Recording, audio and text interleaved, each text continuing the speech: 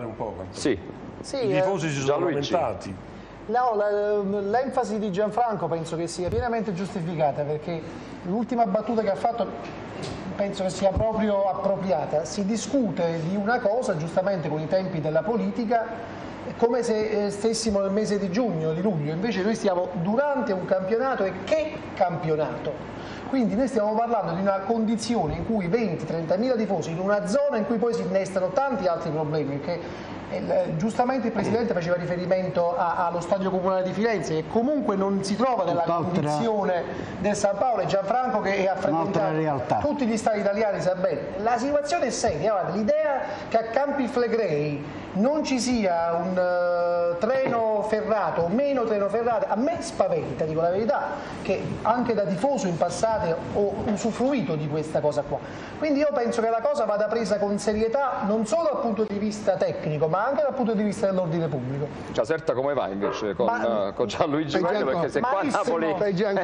Malissimo, anche perché oltre ai problemi del servizio, il concetto di Giordano penso che sia importante, perché qui non è un discorso di ricercare l'obiettivo dell'intermodalità, non deve essere legato solamente all'interconnessione tra ferro e gomma per le merci, ma è un problema anche di intermodalità dei servizi, cioè di armonia dei servizi anche in relazione alle esigenze del cittadino, dell'utente, che dovrebbe stare al centro, invece sta ai lati e anzi addirittura scompare completamente nella confusione e nella irrazionalità.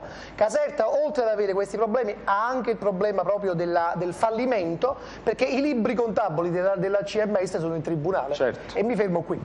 Gianluigi, scusami, noi comunque da sempre qua diciamo che Napoli, almeno quello che non ci possono togliere è la speranza. Una data comunque noi anche nei trasporti ce l'abbiamo, è quella del 2015, ma Caserta invece? No, Caserta deve, è senza speranza. Ripeto, c'è il problema dei libri in tribunale e il problema di una ricapitalizzazione dell'azienda dei trasporti. Consorzio, ho sentito questa parola che probabilmente è stata, quando se ne parla a Caserta, evoca proprio il concetto di fallimento. Qui comunque si fa una triangolazione: Regione, Comune di Napoli, azienda dei trasporti.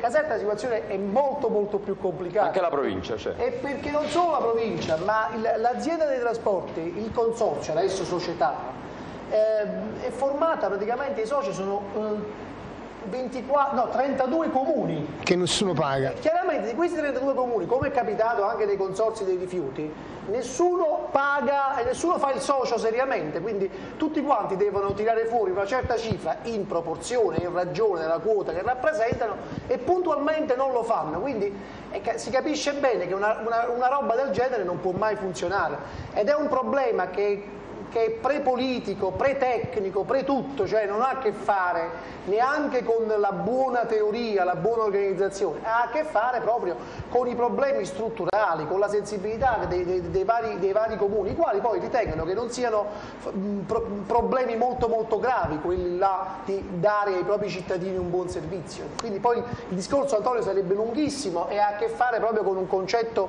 concreto di senso civico e di cittadinanza. Ecco, Gianluigi Guarino, direttore di Caserta c'è. Sposo in toto l'appello di Giordano, perché è un problema di ordine pubblico, l'ho detto all'inizio, non si discute su questo fatto, sarà un problema di ordine pubblico. Per quanto riguarda il Napoli, è fatto un pronostico prudente e tutti i corni del mondo, perché Bergamo è un...